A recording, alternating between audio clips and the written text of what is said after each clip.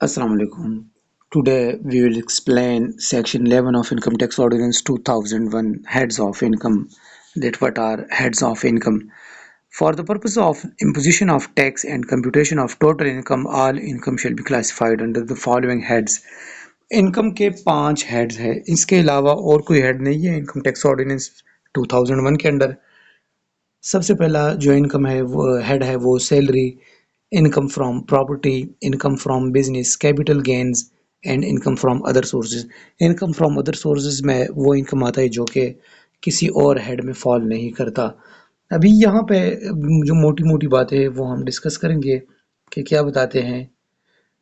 Subject to this ordinance, the income of a person under head income of a tax year shall be total income, total of the amounts derived from a person by the person in that year that are chargeable to tax under the head as reduced by total deductions। ये हमने जो बताया था कि जो total income जिस भी head से वो जनरेट हो जाए, लेकिन उससे जो डिडक्टेबल अलाउंसेस है वो लाजमी डिडक्ट होंगे।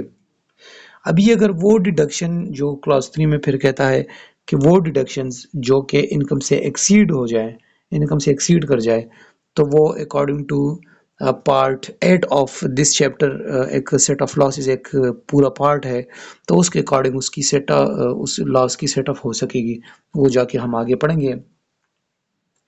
फिर क्लॉज 5 में अगर हम देखें तो यहाँ पे कहता है कि the income of a resident person.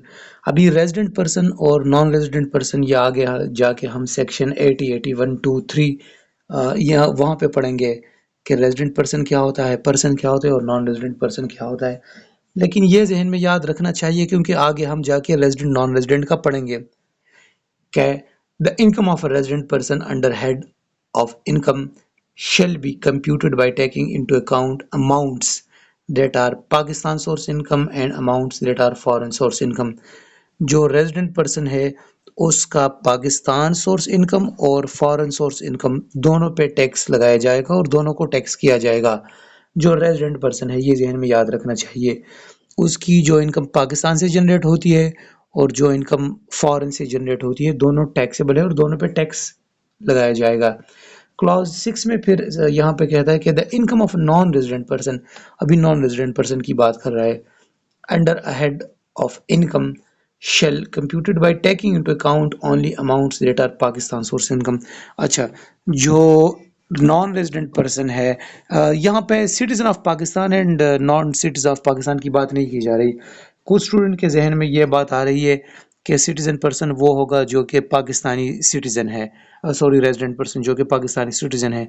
नहीं, ऐसा हरगिज़ नहीं है। अगर चाहे वो पाकिस्तानी सिटीजन हो भी लेकिन वो नॉन रेजिडेंट भी हो सकता है। आगे जाके हम डिटेल से पढ़ेंगे सेक्शन 80, 81, 2, 3 में। अभी नॉन रेजिडेंट पर्सन जो है उसका सिर्फ पाकिस्तान सोर्स इनकम टैक्स होगा, जो फॉरेन सोर्स इनकम है तो वो उसका टैक्स नहीं होगा। ये बात जहन में याद रखें। आगे जाके हम फिर एक एक चीज़ का डिस्कशन जो पिछली हमने पढ़ा है वो डिटेल से नहीं करेंगे, वो सिर्फ हम बताएंगे कि हमने ये पढ़ा था।